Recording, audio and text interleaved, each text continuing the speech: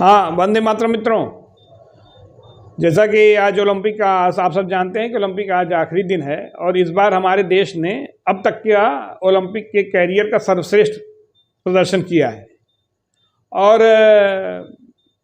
सर्वश्रेष्ठ प्रदर्शन किया है, लेकिन हमें सिर्फ 7 ही पदक मिले हैं और हमसे छोटे देश, हमसे बड़े देश, हमसे कम जनसंख्या वाले, ज़्यादा जनसंख्या वाले बहुत पदक तालिका हमसे बहुत आगे हैं। हम 48वें, 49वें, 50वें स्थान पे हैं। एक तो फख्र की बात है कि हमने जीता, सर्वश्रेष्ठ प्रदर्शन किया, लेकिन दूसरा तुलनात्मक देखिए तो अभी हम बहुत पीछे हैं स्पोर्ट्स में। और आप इसमें थोड़ा गंभीरता से सोचेंगे तो देखेंगे कि आप ओलंपिक के इतिहास देखिए तो कभी हमारे यहाँ खेलों को गंभीरता से लिया नहीं गया। जैसे बहुत रिच लोग रहते थे तो गोल्फ, शूटिंग, ये जो गरीब लोग नहीं खेल पाते थे, जो गरीब लोगों के बस की बात ही नहीं है। लेकिन जैसे जितने भी मेडल जीते हैं लगभग आप समझिए गरीब परिवारों के, संघर्षशील परिवारों के, जिनके जैसे पीवी सिंधु के माता पिता बास्केटबॉल के अच्छे खिलाड़ी थे, उनके पिताजी राष्ट्रीय खिलाड़ी थे, अर्जुन पुरस्कार तक पाए थे, तो उन लोग जीते। या तो गरीबों के जो इनके लिए साधन संसाधन की आवश्यकता नहीं है, दौड़ना है, भाला फेंकना है, बहुत साधन संसाधन की आवश्यकता नहीं है। हमारे यहाँ बहुत ज़्यादा लोग 7-8 देशों में क्रिकेट खेला जाता है। इसमें सट्टेबाजी की संभावना अपूर्ण रहती है, मेहनत बहुत कम होती है, तो इसमें ज़्यादातर पैसे वाले लोग अपने बच्चों को घुसेड़ते हैं।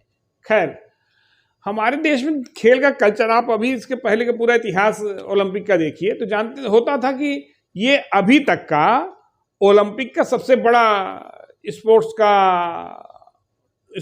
डेलीगेशन गया था और इसमें थे कि ओरिजिनल खिलाड़ी थे, पिछली बार भी ओरिजिनल खिलाड़ी थे।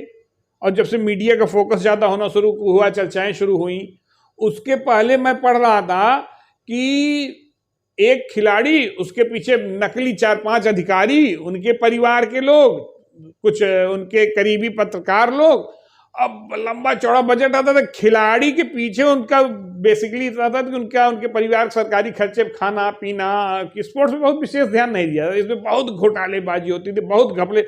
अभी आप लोगों ने कॉमनवेल्थ वाला सुना ही होगा कि एक फ्रिज 10,000 रुपए की फ्रिज का दाम था, उसको किराए पर उठा के लाए थे तीसरी। ये बहुत घोटाले का रहा है। खेल भी हमारे यहाँ एक खेल घोटाला भी हुआ करता था। और चूंकि अभी तक का सर्वश्रेष्ठ प्रदर्शन है तो ये माना जा सकता है कि ये सरकार अब खेलों पे ज्यादा ध्यान दे रही है।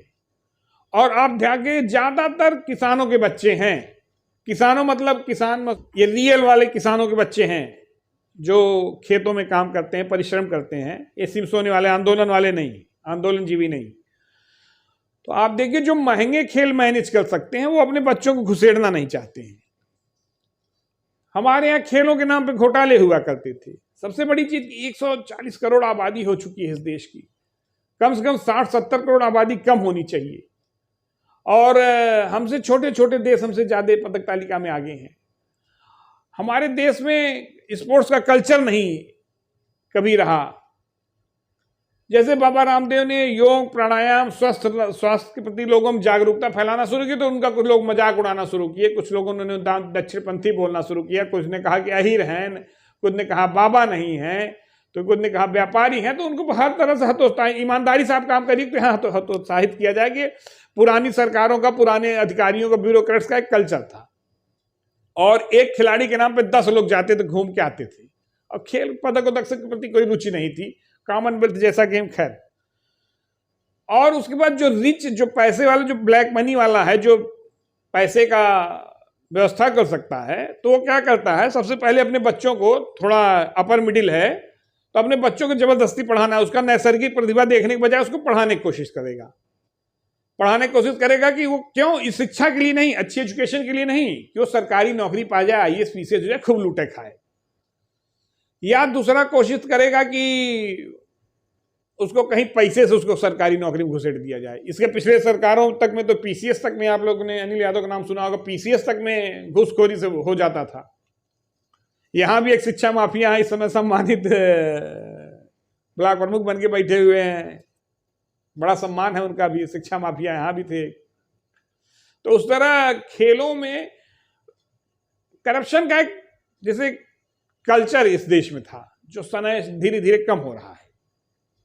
और अभी हमारे देश की सरकारों में अभी इतने बड़े हम कोरोना से उभरे, किस तरह हम स्टैंड किए, फिर इतनी बड़ी महामारी से हमारे यहाँ गरीबों को राशन दिया जाना कि भूख से कोई न मरे, उनके आवास देना, शौचालय देना, अभी हमारी बेसिक चीजें हुई ही नहीं है जो पहले हो जानी चाहिए थी। बिजली नहीं है, तो हम अभी इसमें सरकारें बहुत ज्यादा इन्वेस्ट नहीं कर सकती, हालांकि फिर भी तुलनात्मक सरकारों की अपेक्षा बहुत ज्यादा की है।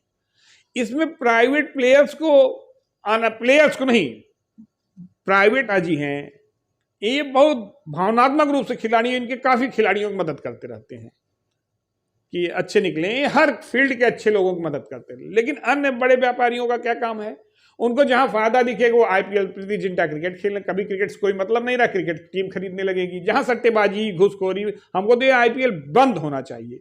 और क्रिकेट ने इस देश के खेल के को चौपट करने में सबसे बड़ा योगदान दिया है। मात्र 7-8 देश खेलते हैं और पैसा अकूत है। जाहिर सी बात है कि इसमें भीषणतम कहीं कहीं कुछ गड़बड़ हो रहा है, और इसने सारे खेलों की कमर तोड़ के रख दी। सबसे आलसी खेल है, 5-5 दिन चलने वाला खेल है। 10 दिन में ओलंपिक नहीं पड़ गया, लेकिन ये टेस्ट मैच 5-5 दिन चलता है, उस परिणाम कुछ नहीं आता है, होता ड्रा हो गया। खैर, और जो पैसे वाला, मैं कह रहा था कि जो पैसे वाला है वो जबरी उसको नौकरी करवाना चाहेगा, उसके बाद नहीं होगा तो उसको जबरदस्ती डोनेशन वाला इंजीनियर, डॉक्टर या एमबीए करवाना चाहेगा, और उसे जबरदस्ती पास कराएगा, जबरदस्ती हॉस्पिटल खोलेगा, जबरदस्ती कोई स्कूल कॉलेज खोलेगा, जबरदस्ती कोई दारू की दुकान ले लेगा, वो जबरदस्ती उसको चोरी के लिए बाध्य ही करेगा अपने बच्चे को। अगर उसकी नैसर्गिक प्रतिभा खेल में है तो उसके खिलाफ रहेगा, और थोड़ा ब्लड का फर्क पड़ता भी है वो सीख लेगा। और जैसे कि उसको जो लोग महंगे खेल मैनेज कर सकते हैं, जैसे बैडमिंटन, टेनिस, स्नूकर, बिलियर्ड, ये तमाम ऐसे बहुत से ऐसे ओलंपिक में होने वाले खेल हैं जो लोग मैनेज कर सकते हैं, वो अपने बच्चों को चोरी में लगा देते हैं कि चोरी करो, चोरी सीखो, स्कूल कॉलेज के नाम पे चोरी करो, दारू की भट्टी चलाओ, भट्ठा खोल लो, 2000 की जगह कुछ सेमा ईंटा भेज दे, मतलब जैसे कि ये जिसे चोरी ब्लड डाल दिए हैं यहाँ सब। और सब आप जान लीजिए पढ़े लिखे एलीट क्लास हैं, जिनको पढ़ा लिखा वर्ग कहते हैं, वही लोग हैं ये। उनको और कुछ संस्थाएं, जैसे इसमें कुछ लोग मिल के बहुत अच्छा काम कर सकते हैं, लेकिन यहाँ हमारे यहाँ देखते हैं कुछ 3-4 क्लब हैं, Leo club, Lions club, toy club, फलाना क्लब, धमाका। तो मैं 2-3 चीज देखता हूँ कि कभी कभी एक तो पेड़ लगाते, पौधा लगाते देखता हूँ, और वो पौधा कभी बढ़ता मैंने नहीं देखा, मैंने कहीं जनपद में नहीं देखा कि कोई बड़ा पौधा पेड़ हुआ हो जिसपे लिखा हो कि इसे लायंस क्लब ने या लियो क्लब ने या फलानवा क्लब ने इसे लगाया था। लेकिन हर साल रोपाई जरूर होती है उसकी तथाकथित मीटिंगें। खैर, इसके बारे में सब जानते हैं कि उसमें क्या होता है तथाकथित तौर पे। तो जैसे कुछ लोग मिल के, जो लोग संपन्न हैं, जो नकली समाज सेवा करना कि हम विधायक बन के समाज सेवा करेंगे, हम ब्लॉक प्रमुख बन के सेवा करेंगे, तो उनका उसके पीछे चोरी का उद्देश्य जाहिर है। अरे आप समाज सेवा करना है, स्पोर्ट्स में निकालिए, कुछ टेक्नोलॉजी के क्षेत्र में काम करिए, लेकिन उनका ये लक्ष्य नहीं है कि हमारा बेटा हुआ विधायक हो जाए, ब्लॉक प्रमुख हो जाए, और इस सब में उसकी रुचि नहीं। तो क्रिकेट का बैट का बल्ला पकड़ा देंगे कि इसमें बड़ा पैसा है, आईपीएल है, सट्टेबाजी, तमाम लोग सट्टेबाजी में खैर। तो कहने का मतलब था कि यहाँ जो संघर्षशील लोग हैं, जो मेहनती हैं, जो परिश्रमी हैं, वो तो अपने दम पे कम पैसे वाले खेलों में, जिसमें या न्यूनतम पैसा या जिसमें उनका सिर्फ परिश्रम लगना है, उसमें तो मेडल लेते आ रहे हैं। और दूसरे जो लोग संपन्न हैं, जो पैसे वाले हैं, जो खूब चुरा चुके हैं, देश को काफी हद तक लूट चुके हैं, वो भी स्पोर्ट्स में अपने बच्चों को या समाज के लोगों को नहीं जान देना चाहते हैं, क्योंकि उनको चोरी ही सिखाना चाहते हैं कि हम चोरी, अब ये भी चोरी करें, अब वो हमारे अगली कई पीढ़ियों तक चोरी का सिलसिला सिखाना चाहते हैं। और खेल को भी बहुत बड़ा भ्रष्टाचार का एक वो बनाए हुए हैं। स्कूल कॉलेजों से लेकर जो एडेड कॉलेज हैं, उनमें भी खेल में भीषण घपले होते हैं। हमारे यहाँ खेल का जो कल्चर है ना, उस कल्चर को डेवलप ही नहीं होने दिया जा रहा है। या खेल के कल्चर, जैसे अगर कोई गंभीरता से काम करे उसका मजाक उड़ाएंगे, अगर आप राष्ट्रगान में खड़े हो जाए तो 2 लोग आपको देख के हंसने लगेंगे। तो हमारे यहाँ एक बड़ा अजीब नैरेटिव एक स्थापित कर दिया गया है। तो हमारा ये कहना था कि अगर कुछ जो लोग सक्षम हैं, समर्थ हैं, जो जाड़े में एक तो कंबल बांट के 10 फोटो खिंचवाते हैं, एक केला 10 लोग दे के दिखाते हैं कि हम लोगों को, गरीबों को भोजन करा रहे हैं, जो ये सब अभिनय बाज हो तो हर जहां रहेंगे तहां अभिनय ही करेंगे। एक कंबल देंगे, 10 फोटो खींच दे लगाएंगे, कभी भंडारा करवा देंगे। समाजसेवी संस्थाएं हैं फर्जी वाली, जो अपना सिर्फ अधिकारियों की चमचागिरी तक सीमित हैं, अधिकारियों और नेताओं के। लेकिन अगर समाज के कुछ ईमानदार लोग इकट्ठा हों तो खेलों के प्रति जो पसीना बहाने वाले हैं, जो मेहनत करने वाले हैं, उनको अगर हम कुछ सुविधा दे सकें तो हमें लगता है कि वो और भी बढ़िया कर सकते हैं। यदि क्षेत्रफल के हिसाब से हमारे देश का 7वां स्थान है तो कम से कम 7वें नंबर पर हमारे देश को रहना चाहिए। और आबादी के हिसाब से हम नंबर 1 हैं, टेक्निकली नहीं, मतलब व्यवहारिक रूप से हम नंबर 1 हैं, आंकड़े में नहीं।